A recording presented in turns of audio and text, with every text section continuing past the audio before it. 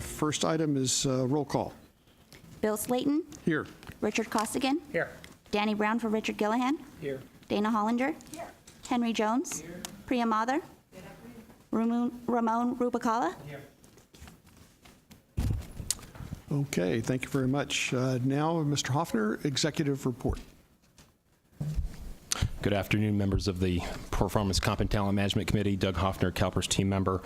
Today we have 3 items before you. The first is an action consent item, bringing back recommended changes from last month's committee meeting where you made some modifications to the executive compensation policy. As we indicated at that point in time, we'd also bring back basically some revisions and streamlining amendments to that, which is in agenda item 3B for your approval today.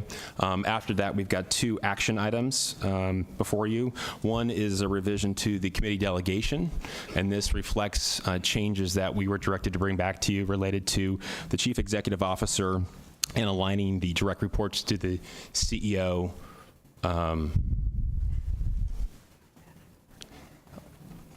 Okay. Aligning the direct reports to the CEO as it relates to the delegation of the committee. I'm happy to pause if there's distraction. Sorry. It's okay. I just want to make sure we're We're all on the same page. we good to go. Are you still going? Okay. And then with that, we also have today with you Eric Gonzaga with Grant Thornton, the committee's executive compensation consultant, to talk about agenda item 6, which is essentially looking at several changes and proposed recommendations by your consultant related to the CEO, the incentive plan, and the policy related to compensation within the organization. Depending on any recommendation that you adopt today, there may be modifications to the overall compensation structure, and we've through Eric have identified material that has been presented to you in the past that we thought would be fruitful for any discussion you might have today or for any future action beyond today.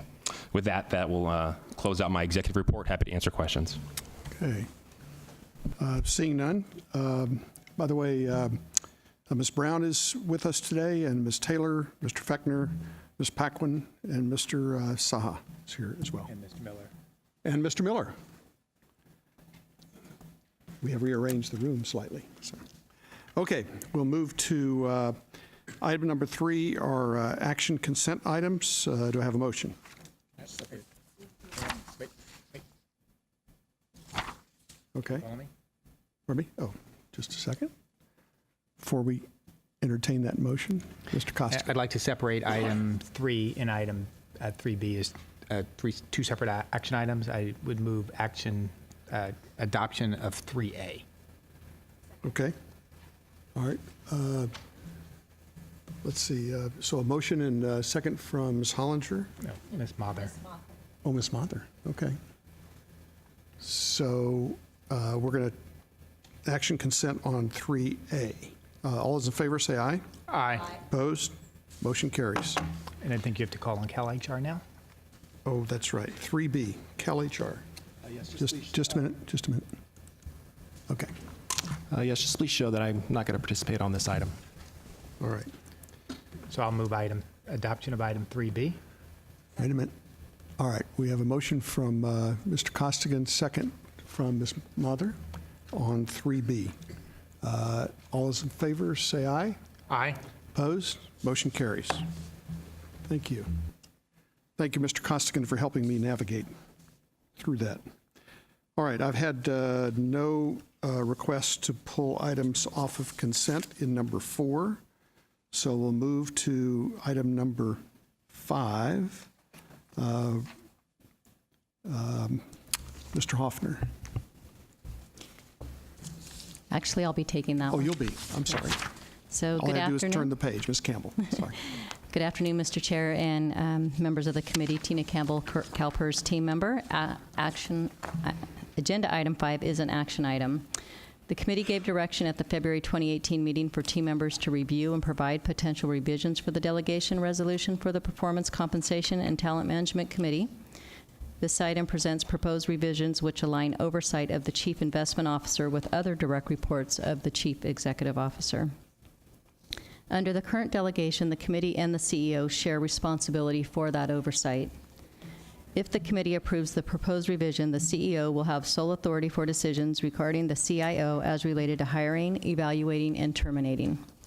This aligns with the CEO's current delegated authority to oversee the other direct reports covered under Government Code 20098, including the Chief Financial Officer, General Counsel, and Chief Actuary. The proposed changes maintain veto authority for the committee over decisions relevant to all 4 positions. If the committee wishes to make other revisions to the delegation resolution, the changes will be incorporated and brought back for board consideration and approval when all delegations come forward before the end of the fiscal year. Thank you, Mr. Chair. This concludes my report, and I'm happy to answer any questions. All right, thank you. Mr. Costigan. Thank you, Mr. Chair. The question I want to raise, Ms. Campbell, with you and Mr. Hoffner, actually relates to page 2 of 3, B2, and I would recommend that the committee strike the language relating to the board retaining veto authority over the CEO's decision. As we know, the board is not the appointing authority of those employees, that the only person that serves at the pleasure of the board is the CEO. And I think this language is a little bit ambiguous from the standpoint that if we're vested in, with our CEO, the authority to hire, fire, discipline, pay raise, whatever it may be, civil servants, that the appropriate process is that the board is not the appointing authority for those individuals, only the CEO is. So I would put out there that we would strike that language as contained in 2, and it would just at best advise the CEO regarding the hiring and firing, although again, I would likely strike all of 2 because we're not the hiring authority. So I put that out there. And I don't know if the motion would be appropriate or if other members would like to comment or... Let's get some conversation going, and then we can come back to a motion. Ms. Mather. Well, I'm comfortable with the with the suggestion that Mr. Costigan made, and so if it's appropriate, I would move the staff's recommendation with the one change of removing the phrase on B2 and retain veto authority over the CEO's decisions. Okay, we have a motion on the floor. Do we have a second? I guess I'll second. Mr. Costigan seconded. Further discussion? All right. I have no request to speak, so all those in favor of the motion, say aye. Aye. Opposed? Motion carries. Mr. Costigan. Good. Just a technical question, Mr. Hoffner. As a result of that action, while we adopted 3A, that will now reflect the changes going forward. So at the time that item 3A came up, that was the current policy, and since we've now adopted a new policy, at a later date, we'll see a revised. Yeah, so we'll take back, you've adopted the streamlining recommendations to the exec comp policy. There was language related to the veto authority that's related to the delegation there. We'll come back to you with that revision to remove that language. As the delegations move forward, they'll go to the governance and then the full board, and I believe be taken up as all of the delegations from all the policy committees in the May board meeting. So we could reflect that change there. Thank you, sir. Okay. All right, we'll move to item number 6. I just want to, before we get started on this item, I just want to let the, well, first of all, Mr. Brown, you have a comment. Let me just get that out of the way. Done. Go ahead. Thank you, Mr. Chair. Yeah, just please show again that I'm not participating on this item. Okay, thank you. So before we get started, I just want to advise the committee that this is a discussion of the CEO position. This is not a discussion of the current person who's in that position. So I want to be cautious about that in your commentary, that we keep it to the discussion of the position and its related compensation. So with that, are you going to continue? Yes. Okay, very good. Okay. Good afternoon, Mr. Chair, members of the committee. Tina Campbell, CalPERS team member. Agenda item 6 is also an action item.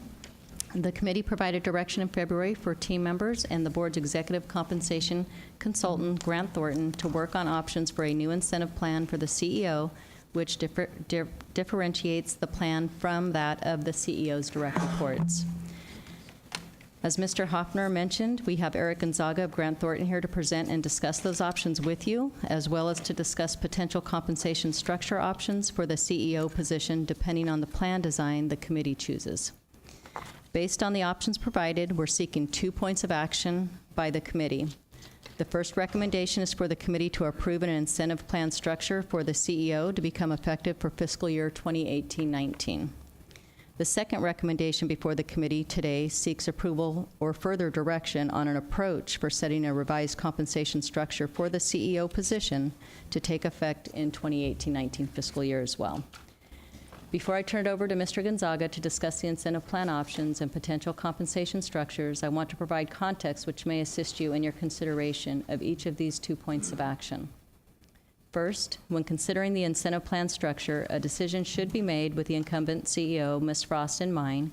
It will become effective July 1st, 2018 for fiscal year 18-19 and will directly impact Ms. Frost. This decision is simply about the plan design and not related to a performance review in any way. Second, when considering the compensation structure approach, the committee may find it helpful to view it from the perspective of the CEA position and not the current CEO. This discussion is about the compensation policy for the CEO position. Any revisions to the compensation structure will be relevant to the CEO position regardless of the incumbent.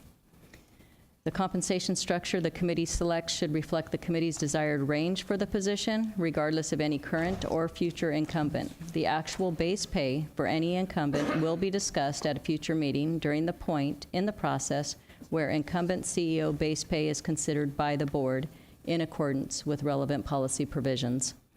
The decisions you make today will certainly impact the incumbent CEO, but it really is about the position itself. So as you work through the options, please keep this in mind. Finally, just to expound slightly on a point in the agenda item, incentive is considered a bonus, and bonuses are currently considered non-reportable. Therefore, depending on any decision related to compensation structure, any proportionate amount of incentive converted to base salary would likely continue to be non-reportable. Renee Ostrander is here in case there are further questions regarding the specifics of that topic. I'll pause for questions and then turn it over to Mr. Gonzaga for discussion. Ms. Mather. I think I just need a little clarification, and forgive me, but under the recommendations, what is the difference between approving an incentive plan structure and approving or providing direction on an approach to set a compensation structure? Could you, one is the incentive plan and the other is the compensation. Correct. Is the base pay. That is correct. Thank you.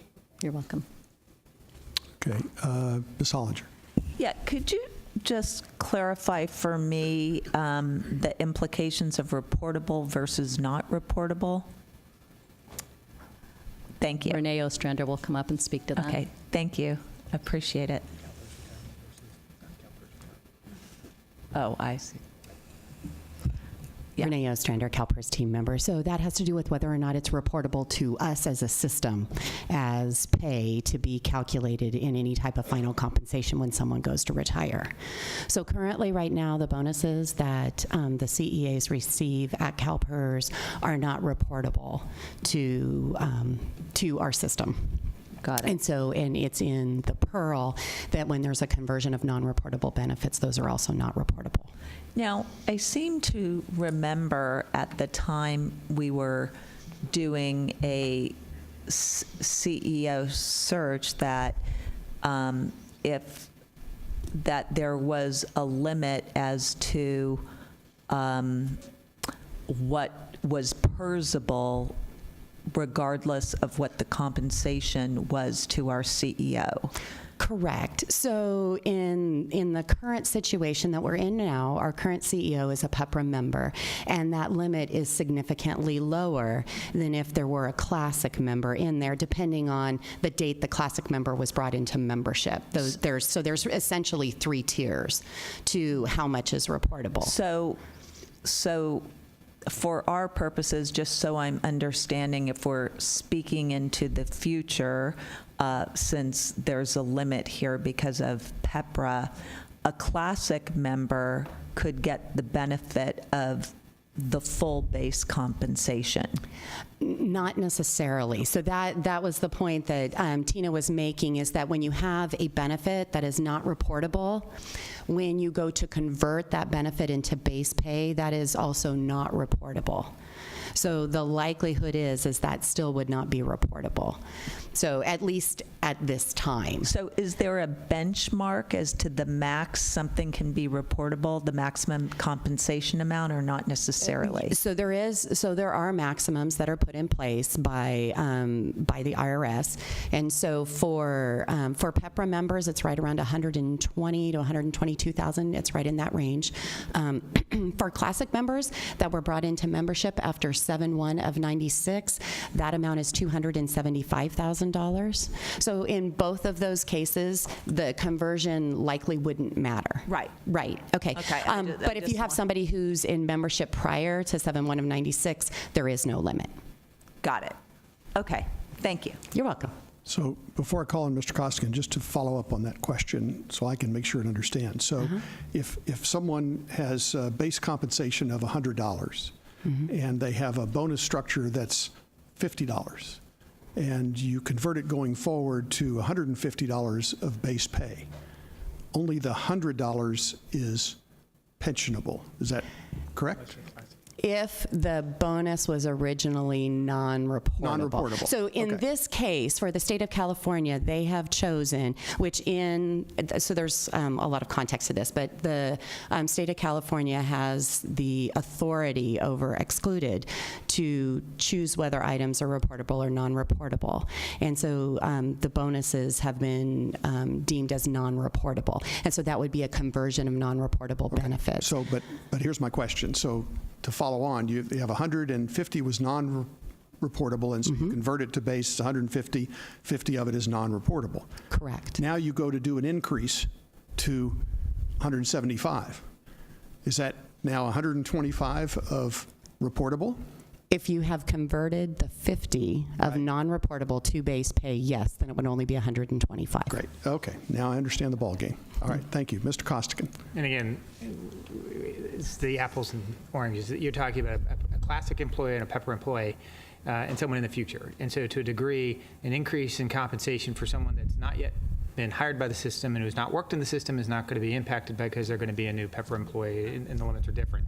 If you hire me as a classic employee, and I got a base pay from the time I was in the governor's office, it in fact would capture that at the highest times these years of service. I mean, because I'm a classic employee. As long as it's all classic, right? Because we also do not cross salaries between PEPRA and classic. Correct. And so, I mean, but that's only because, and this is one of the reasons I think Mr.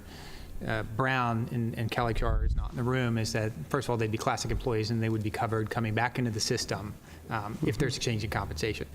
That said, I would say I would be supportive of increasing doing away with the incentive comp for the CEO. I've said before, I think paying people what they're entitled to be paid and what they're worth, and the incentive comps, and I know incentive compensation, there'll be some discussion and disagreement on it.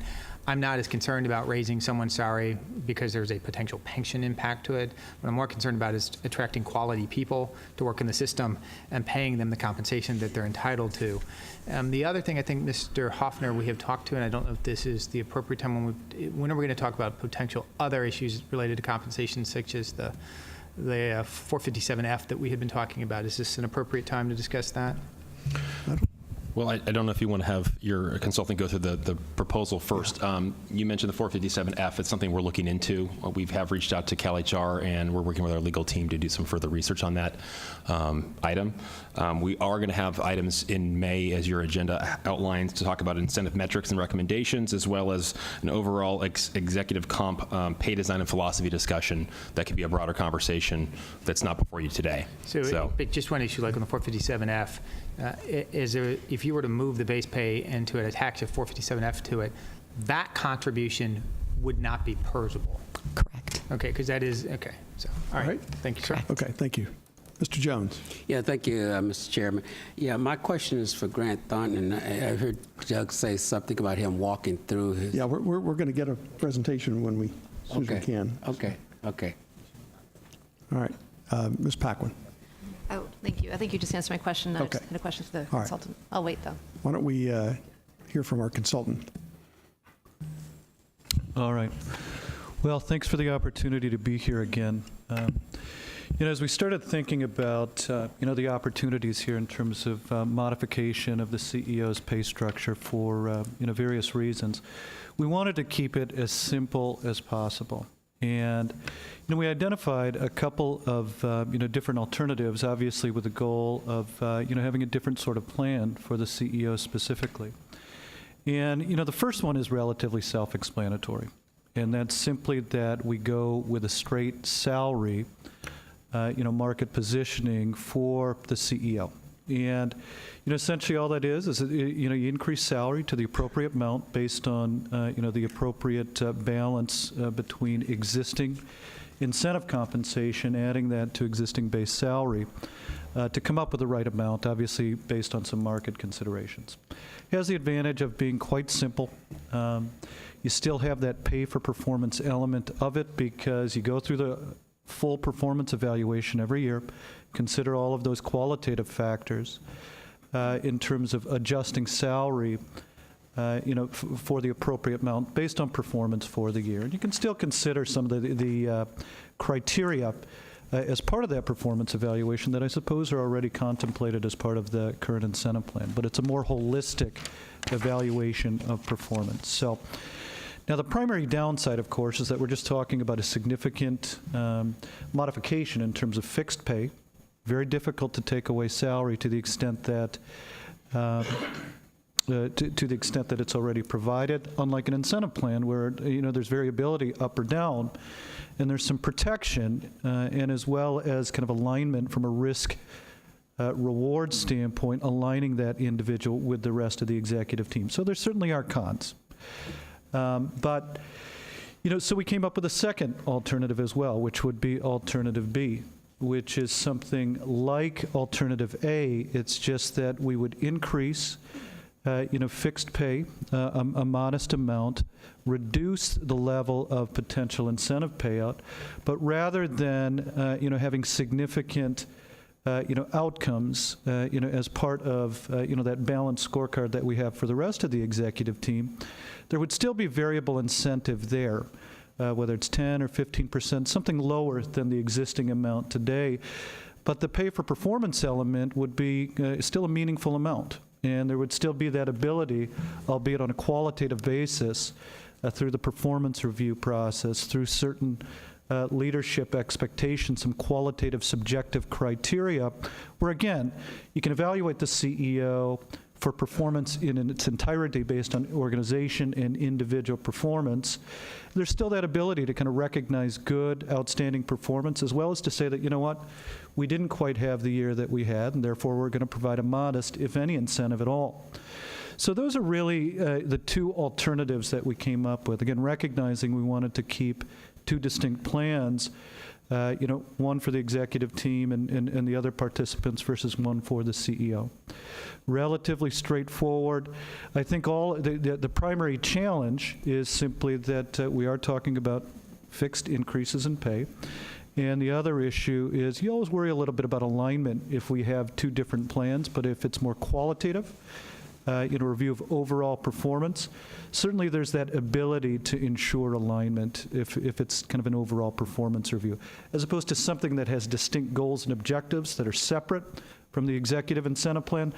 You always worry about conflict if we have separate outcomes for the CEO, so something a little bit more subjective. My preference, actually, if we go down this route, would be for the secondary option to at least have some latitude in terms of recognition of pay for performance, just not as much as historically.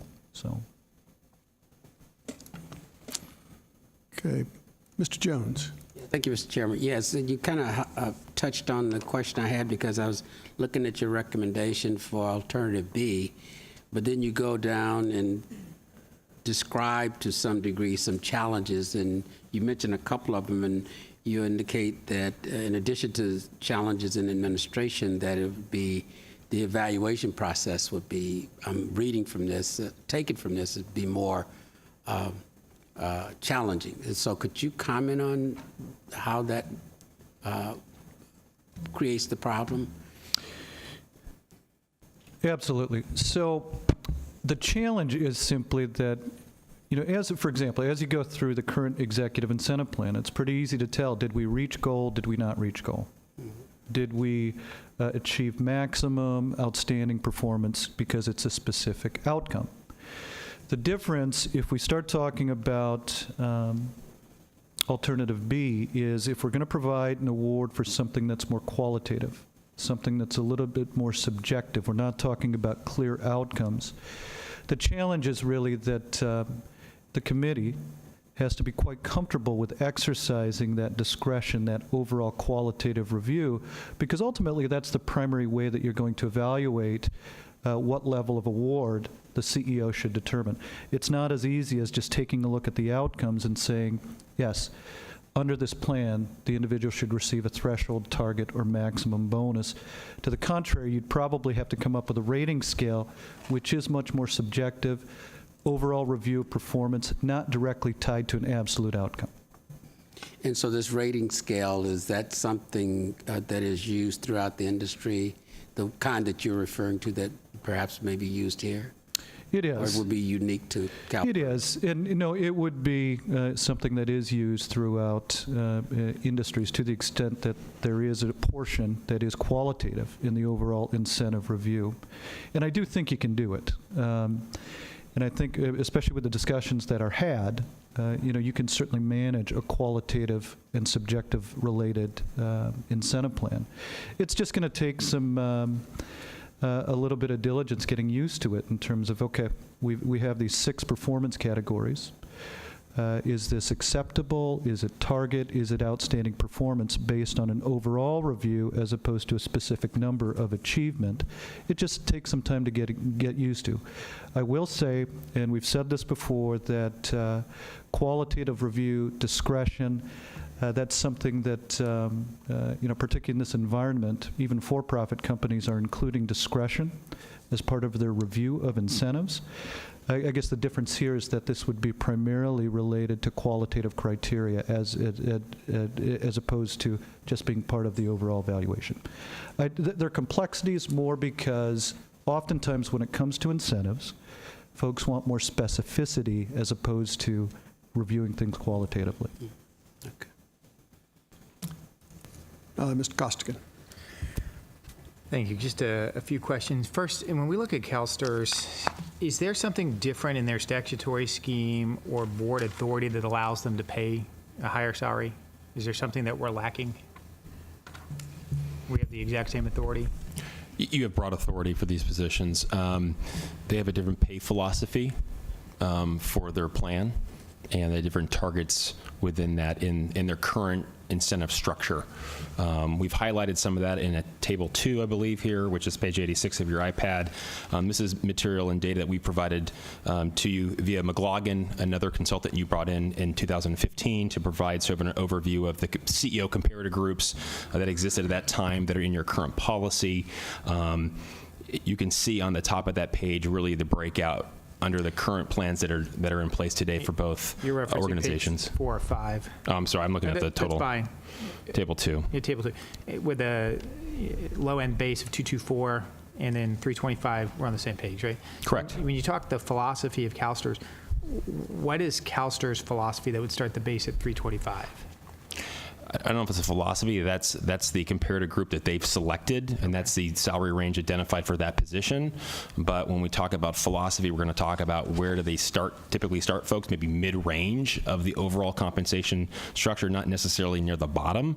And you can see they have no targets, at least in that one plan, and then the incentive opportunity is quite dramatically different in their policy. Right, and I know I've raised this before. I often struggle with incentives for state employees. It is my understanding, Mr. Hoffner, sort of correct me, there are only 4 boards, I think, that use incentive comp. High-Speed Rail, Covered California State Fund, and CalSTRS, and CalPERS. You might have regenerative medicine in there as well. Some of the ones created by initiative or by stem cell. Some of those, I think, have some higher compensation. Whether incentive is included, I don't recall, but they tend to have a different or higher base. So one is higher compensation, but boards such as CARB, CEC, PUC, Parole Board, others that have board members and staff don't do incentive comp. Not that I'm aware of. Okay. And so what I'm just getting at is, from a comparison, I know we often talk about the private sector on this, but when we look at our sister agencies, really, you're either looking at, the one thing I would point out on both high-speed rail, Covered California, State Fund, and CalSTRS is each one of those, when you do a comparison of executive staff to executive staff, their compensation base is already higher to begin with than ours. I mean, particularly, you look at Covered California and what their staff is making, and I recently read what the director of high-speed rail is making, which is still higher than the base salary, I think, of our executive staff, if that's correct. That is correct. Okay, thank you. That's it for right now. Ms. Taylor. Yes, thank you. I think Mr. Costigan asked a lot of these questions, but I'm just trying to figure out, and I still don't think I'm quite clear on the philosophy of CalSTRS. So you want to go through that again? I just didn't quite understand what you were talking about. So I don't have it in front of me. It is a public document, but where they've decided to, one, establish their peer competitive group is different than our peer competitive group for this one position, as well as probably others in their organization, and that you can see that reflected in the overall compensation structure, where it starts higher than, it's almost, the base is almost higher than our max. The overall incentive target they've identified is dramatically higher, 0 to 80 with no target, which is quite different than our 0 to 40 with a target of 27%. And then where they would tend to typically pay people within that structure of the range is more of a maybe starting at a midpoint range. You're not starting at square one. They don't start at the beginning. Well, I think it also depends on where, as you bring people in the organization, where do they come from? What are their compensation at the other organizations? Are they internal? Are they external? Are they, you don't know what the compensation structure is for these positions. Typically, when you're bringing people in, they've been recruited. I can't say public sector, private sector, other state institutions, they might have a very different pay structure, and you have a very flexible policy that allows you at the board the authority to identify and articulate what these pay ranges, incentive, if you choose to have them, should be in the organization. This has not been modified for some time. I think the most recent peer comparator group that was done was back in 2015. We had McLaughlin come in. I think that was the first time since 2010 that we looked at any of the non-investment related positions in the organization, and at that point established sort of a comparator group, which included state agencies, as Mr. Costigan has outlined, as well as insurance companies, other public systems, other Canadian large pension systems, et cetera, to be our comparator. And the data here that we've identified on that table 2, lower in the page, starts articulating what those ranges look like, and they're quite dramatic in some respects, and then that includes incentive or other things. So. So does that include the, so for example, you're saying they set their range based on a different set. As I recall, when I was on this committee last year, we had set it on, and the year before, we had set it on a bottom quartile of these rather than like a mid quartile. So we have the ability to change that. We just had a philosophical difference on whether or not we should do that, is what I understand. So you have the flexibility to change it. It's up to that philosophy of how you want to compensate, I think, is the discussion that you're looking to have. This is one example. This doesn't include others in the organization. That's where that May item would be a broader discussion about what that could mean to other parts of this organization, where you as the committee and the board have the authority through the law to establish both the compensation and incentive if you choose to have it. In this case, there are different philosophies, though, with different peer comparator groups. So it's an apples and oranges comparison, but I think we could bring back a material that would be helpful to highlight the differences for all of you in terms of what that looks like. But at the end of the day, they're looking at sort of 2 different lenses, I would say, in terms of compensation. And I don't recall how recently they may have updated their policies when ours hasn't been really refined since 2015. I will say that it looks like that we're paying a woman less than we're paying a man, so I have a problem with that. Not we're paying, that CalSTRS is paying a man for the same position substantially more than we're paying a woman, and we've had a woman for 2 different terms. Secondarily, I'm not sure that everybody on the board, and so this is up to the board chair, if everybody on the committee has that experience of seeing those quartiles, and maybe you might want to have that brought back in for them to look at it. I think if I may, I think the discussion today is around the CEO compensation and not going That's what I'm beyond talking that. about. So when you're talking about quartiles, It's what it's compared to. oh, in terms of these others. Yeah. Yeah, the study. Well, I think there's two components to this. First is, what's the design that we're going to do first? And then setting it is a second step, based on the design that we decide on. The A or the B, the Right. whether or not we're going to include either leave it bonuses. as it is, or A or B. That's the three alternatives.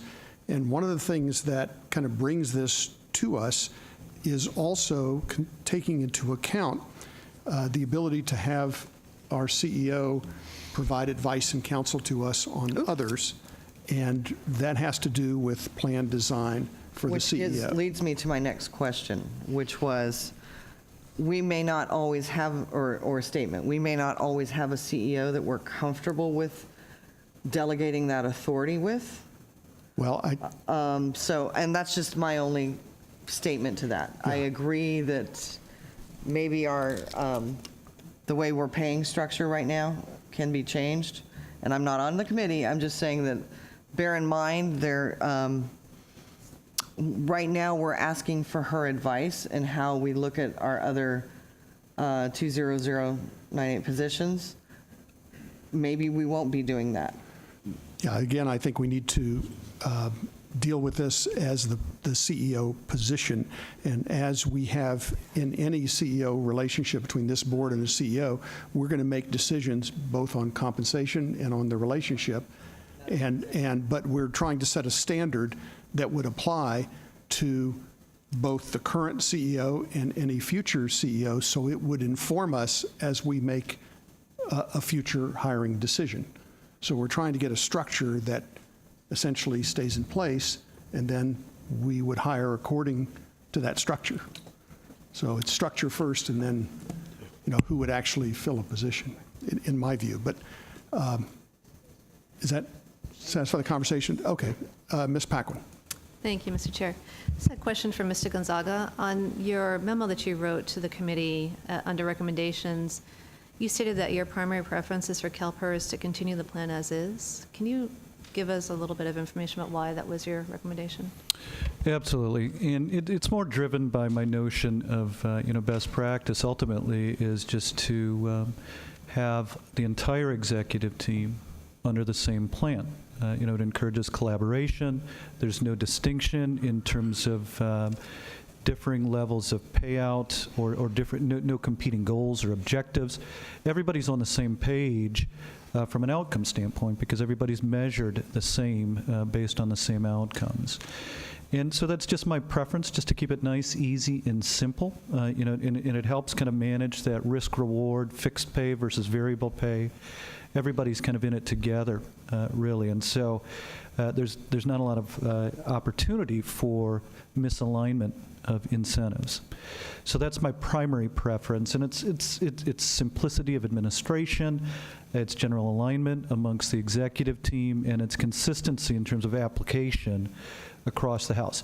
Now, that being said, if the issue comes down to do I want the CEO's advice on what the appropriate goals are for the organization as part of the incentive plan versus having the CEO participate in the plan and not be allowed to comment, I would always want a CEO in the room driving what those goals and objectives should be. So, and if that's not the case, then I would say, you know what, let's think about alternative A or B. Okay, and one other question. When you look at other public pension funds, what do they typically do as far as incentive versus salary-only compensation for the CEO? It is all over the board. I mean, there's certainly a number of pension funds that do not provide incentives at all, and there certainly are, and there's some samples that Ms. Campbell can specifically reference in terms of organizations that maybe the CEO is precluded, but there is an incentive plan for other participants. What I will say on that, and because we're always looking for best practice, these may be the best performing pension funds or the worst performing pension funds that don't allow their CEO to participate in the incentive plan and have incentives for others.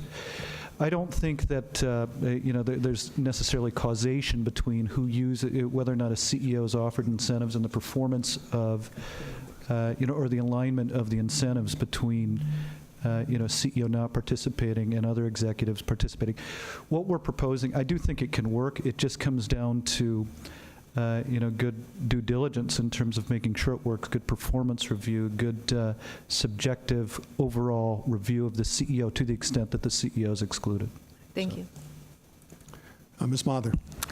Thank you. Well, I do think, to your point, Mr. Gonzaga, that having the CEO who is responsible for managing all of the executive team and through the executive team down through the organization, having her be able to weigh in on what is an appropriate compensation structure and incentive structure and goals and objectives for the rest of the team, for those who have an incentive performance component. I think that is essential. And I think it sort of hamstrings us if we can't get the weigh-in of our CEO. So I think we have to change the structure in order to allow for that. So that brings us to what is the right structure. I find the base pay, just paying straight compensation, I find that appealing in a particular way, particularly given that the CEO is the only at-will exempt employee that we have here at CalPERS, and that it is the board's job to ensure that the person we have in place is somebody that we have full confidence in. That being said, I do think there is something useful in having an incentive component where we can use, and maybe it wouldn't be as maybe we think about what size that should be, but where we can use that to indicate just how happy we are in a given year or with how the organization has performed overall. And particularly looking at then stepping back, looking at the CalSTRS example, where that is that is a different organization. They just deal with the pension benefits and the investments. They don't have the other components that this organization has around the health program and the long-term care program. And certainly, I think this CEO's role is a more complex role. Not to belittle the CalSTRS CEO's responsibilities, but I think this is an even more complex role. And so I do think, sort of coming to the second question of what the level should be, I do think we should raise the base pay, and I think we should ensure that the total maximum allowable compensation between base pay and incentive is much more significant than it is today. So that's not an explicit recommendation or a motion at this time, but just wanted to get my views on the table. Thank you. All right. Ms. Hollinger. Yes. I agree with Ms. Mather. I would like the benefit of collaborating with our CEO as to getting their input regarding the other employees of CalPERS, and I think that that's responsible, and they are an at-will employee. I had asked you guys, because I also agree with Ms. Taylor, when you did this, to break it down by gender, because there is a gross disparity, and even when you compare us to CalSTRS, as Ms. Mather pointed out, we have the healthcare component. I believe in STRS, the CIO reports to the board. Here, they're reporting to our CEO. And also, I believe they outsource their actuarial team. And so it's significantly more complex. And I think the optics of us paying a CEO significantly less, even on the base, is extraordinary, or don't look great. But I also agree with Ms. Mather, it'd be nice to have, I'm not sure what that portion is, like to give a discretionary bonus, but I would be in favor of significantly raising the base compensation. And I wanted to know, is there a limit as to how high I can do that? Because we're starting so much, it's like we're not starting in parity with the bench that even we're comparing her with, and we're a larger organization and have more complexity, and she has more responsibility. Yeah, and so my reaction to that, and this is more just dealing with, phase-ins over time, because optics obviously are always going to be important. Right. Now, my thought is that you raised one issue, which is, the gender equity issue. So, that's one issue. But the second issue is that if we take away, incentives, I mean, the CEO's averaged, I think, somewhere around 33% or 35% payout over the last 3, 4, 5 years. So if you're taking away that much incentive, certainly there's a justification for moving up to historically average bonus amounts. Now, the third thing, though, is, at some point you will have to make progress on getting to where you target from a competitiveness standpoint. And Ms. Taylor raised the issue before. And so when I take a look at these CalSTRS numbers, I don't know what their general philosophy is, but to me it looks like it's probably somewhere around the 50th percentile, because there's some flexibility in and around that.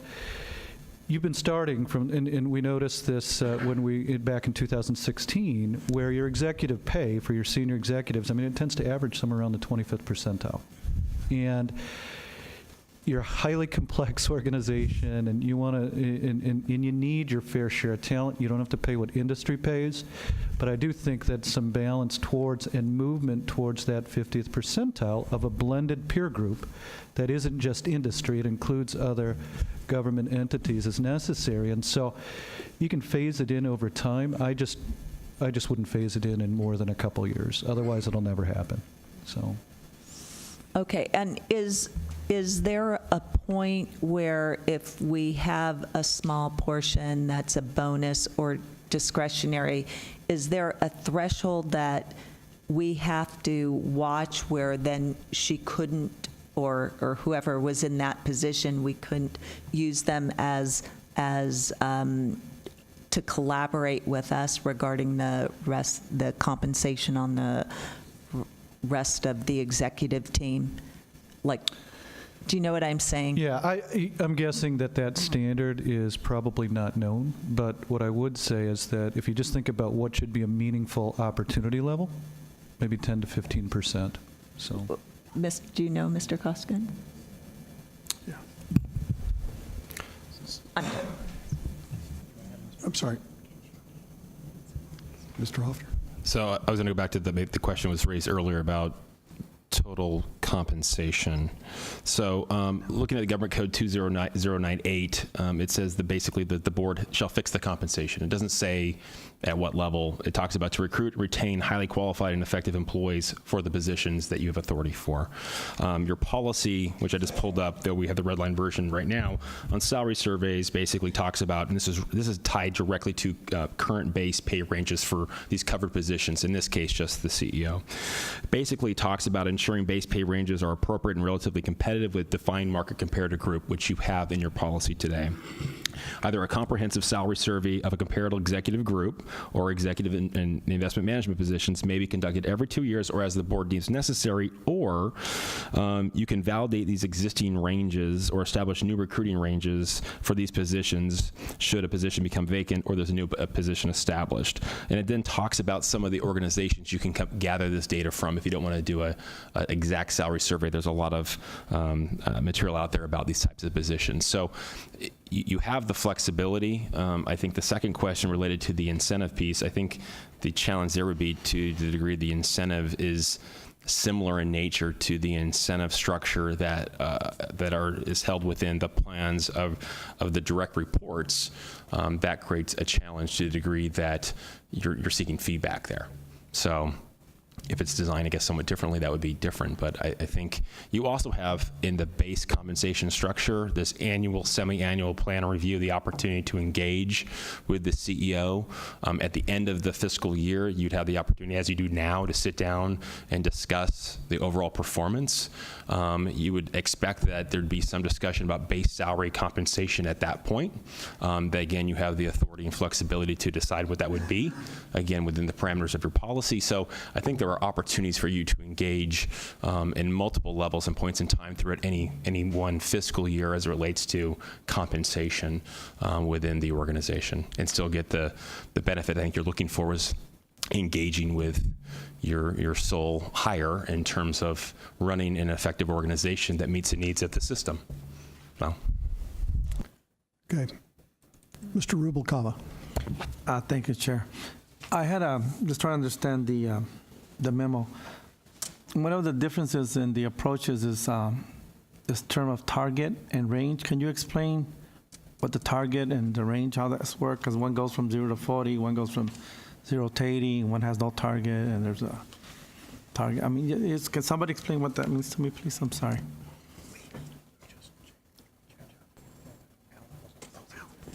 So, I think with respect to incentive opportunities, and we'll just use 0 to 40% as an example, 0% is the minimum payout, 40% is the maximum payout, and typically the target is somewhere in between. So 20% So, I mean, of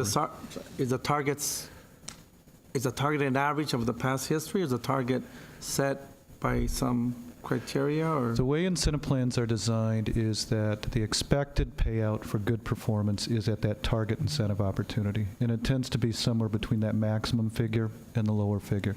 It's one of the ways in which you evaluate the competitiveness of total compensation or incentive compensation is what is the target incentive opportunity, what is the maximum, what is the threshold incentive opportunity. So why would one system or approach not have a target?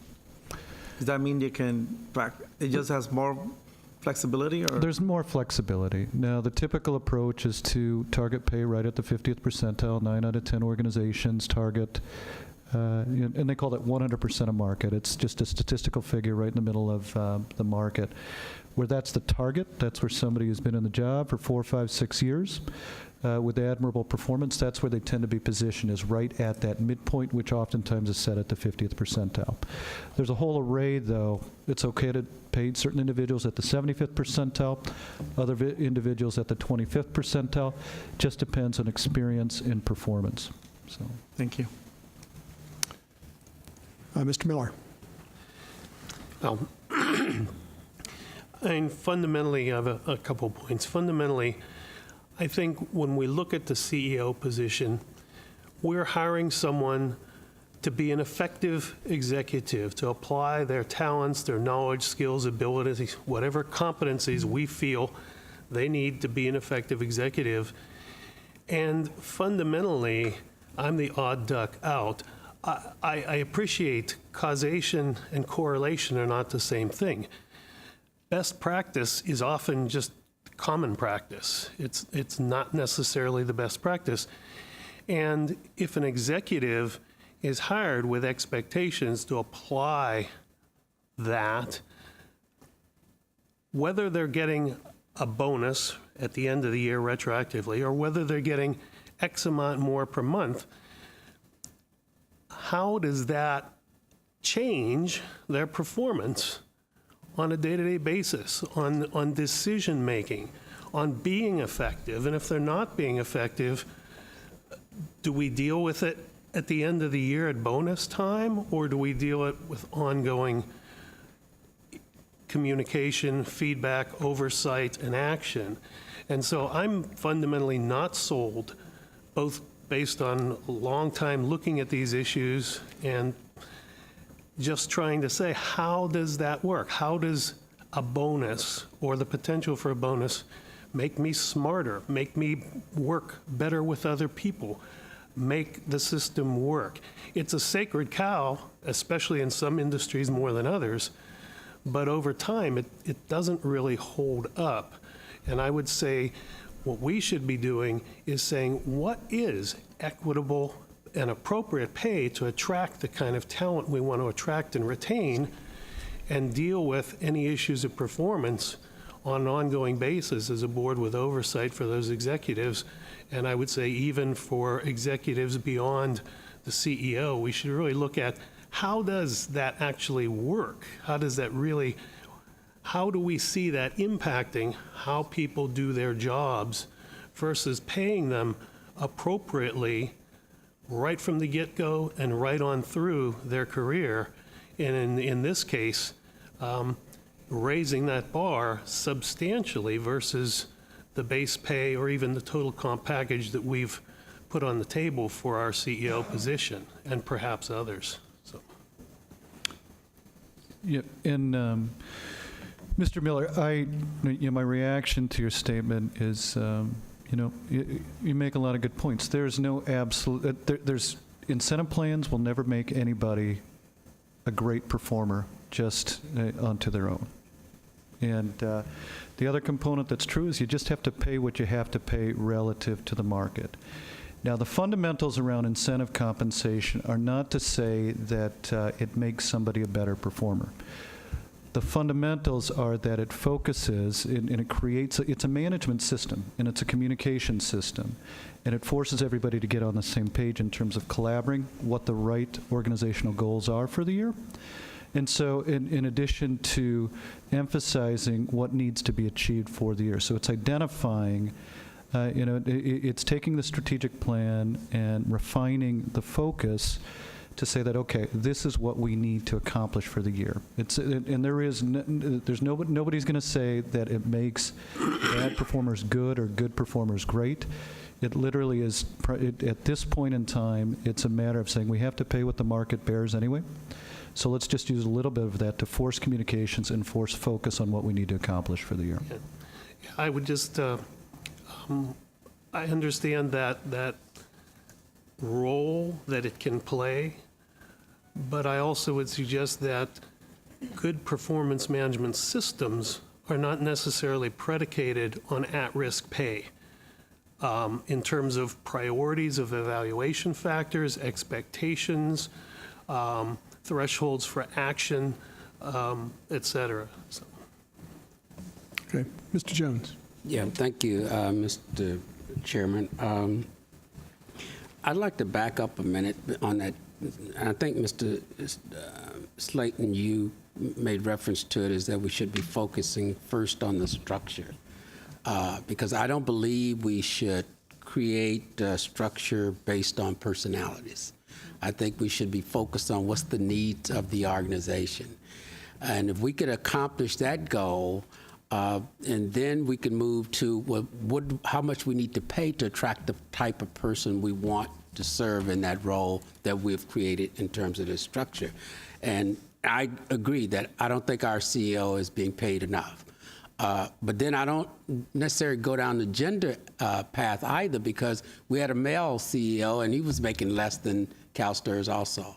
So I think we've been underpaying our CEO in CalPERS for a long time. If you stop and look at the diverse products that we offer versus maybe one product that CalSTRS offers, I don't think we're paying our CEO enough. So I would like to focus on what is the right compensation for CEO of CalPERS in terms of our structure first. Then we can move to when we go out to recruit. And I think we've been fortunate the last couple of times to be able to acquire CEOs at the pay that we are offering. So I would support raising that salary. What that should be, I think, is a fair discussion. The incentive, I think that in your item, your recommended option, alternative B, provides for both. It's an increase in the base, and there's also some ability to pay an incentive when it's warranted. And I think that's where I am. I could go with that recommendation, but I fundamentally believe that we need to raise the pay of the CEO, whether it's a man or a woman. And we need to, because if the person was a woman at CalSTRS, would we not be saying that it's okay with that imbalance? We would not. So we need to focus on the position that's here to serve this institution, and then we could talk about finding the right person like we've done in the past. appreciate the comments. Great setup for a comment that I'd like to make about this, to follow on with your comment. This committee focuses on probably the most important thing at this institution, which is our people. This is all about performance of people to be able to accomplish our objectives. We cannot do this with an empty room. We cannot do this without excellent people. And that starts with the CEO position. And I haven't been on this committee for the other years that I've been on the CalPERS board, but I've attended the meetings and observed the wrestling at the evaluation stage. And my observation is that at the end of the day, no matter what decision the committee makes as a recommendation to the full board and then voted on by the board, it's made no difference, particularly at the CEO level. I haven't seen it impact performance. I haven't seen it impact the relationship. We wrestle a long while. We spend a lot of time talking about it, but I don't think it makes a difference. And although I'm a person who's very oriented toward variable compensation, my whole career was based on variable compensation. But in this particular case, at this level of a CEO, my objective, I think we're best served by having that CEO work as closely with us as possible in order to implement the objectives that we have set for this institution. And I think, although we could come up with a smaller variable, no question about it, we can figure that out. But I tell you, we're going to wrestle pretty hard to figure that out in a way that can still have her be at the table with us as we talk about this institution. Because we have not only quantitative measurements for the other members of the executive team, we have qualitative. And I think this committee's over the years done a great job at figuring out all those qualitative measures. In fact, I suspect you couldn't find another qualitative measure that's not included in the senior executive compensation plans. So to me, it makes sense to pay a base pay, and we do have examples of institutions in the public sector that follow that model, and pay an appropriate compensation. And I also believe the pay is not appropriate, given the breadth and complexity of this institution versus others, even right here in the state of California. So that's my feelings about the subject. Mr. Costigan. Thank you, Mr. Singh. Just a couple items, and then I think I'm going to make a motion. First of all, it is my understanding that as long as you have incentive compensation, there is at least a legal question about whether or not the CEO can participate in discussions regarding the performance of other employees because of that incentive compensation. Would that be an accurate statement? Yeah, I think the challenge is, again, as alluded to earlier, the fact that you may have similar measures within a plan, and therefore weighing in on them would perceive to have a impact to yourself. So. And setting a fixed compensation or a compensation that's based upon a fixed model would resolve that issue and actually not even open the door to a legal concern about discussion of other employees. Would that be correct? I see. Correct. Again, I already know the answers to the questions I'm asking, so thank you for playing along. I know. I told my son that again last night. The last one is, if we're able to actually establish a 457F, which could be viewed as a way to compensate staff for good behavior, good performance. The kids' good behavior, the staff's good performance. That's an $18,000 to $24,000. Those are 401, but that's not considered incentive compensation because that's a discretionary award by the employer. Is that correct? I don't know the answer to that question. Well, the answer to that one is also yes, because it's not up to because they, and in all seriousness, what we're trying to get to is, as Ms. Mather raised, you still want to reward people if you have the ability to do it. And I think the hybrid and the difficulty that Grant Thornton has in this is we are constrained, and you may not know all the rules as it relates to remote interest, an economic impact or a decision resulting in an economic incentive to you. So I do believe that the fixed compensation resolves that and would allow our CEO, and again, at the end of the day, the appointing authority for the organization is the CEO. With the HR, not with the board. And by adopting a fixed compensation model, we'd actually align with the best practice and also what the state of California's practices are. So we'd remove any legal questions related to incentive compensation, and we've removed the veto authority of the board for the other incentive employees. And what really by fixed compensation, we in fact align all of these interests and allow the CEO to participate. So with that, I would actually make a motion that this committee direct staff to come back with a action item in May, I think is the next time we meet, with a fixed compensation model, and also other types of compensation that could be included, such as the 457F. All right, we have a motion on the floor, second by Ms. Hollinger. Further discussion? I see nobody clicking their button. All right. So with the motion on the floor, all those in favor say aye. Aye. Opposed? Motion carries. Thank you very much for the conversation, and thanks for your hard work, Mr. Gonzaga. Okay, I think that completes item number 6. So we move to item number 7, Mr. Hoffner, summary of committee direction. Oh, wait a minute, I'm sorry. That's right, item 8. Pardon me, she was reminding me about item 8. Didn't want to forget it. Oh, thank you. Summary committee direction. So you just made the motion on the fixed compensation model be brought back in May, which includes other things like the 457F. That's, I think, the only thing I captured. Oh, and then we'll bring back, I'm sorry, the modification to the delegation, the veto language will be reflective in the future amendments to the policy. That will become in May or June, whatever. Yes, we'll reflect those changes as well. Is that May or June? How about May? Okay. They'll go May, then they'll go through to other policy committees to governance to the full board for complete adoption. Yeah, we'll do May. Okay. Other than that, I just wanted to highlight 2 things. It's on the May agenda, which I mentioned earlier, was this incentive discussion about design and philosophy, broader discussion, and then looking at incentive metrics and recommendations for the 18-19 year. So we could have a discussion. I don't know that it has to be adopted in that time, but before the July 1 date, so we can have those in place. Good. So those are just a heads up for the May meeting. All right. I think everybody's in sync. So we'll move to public comment. Neil Johnson. Mr. Johnson.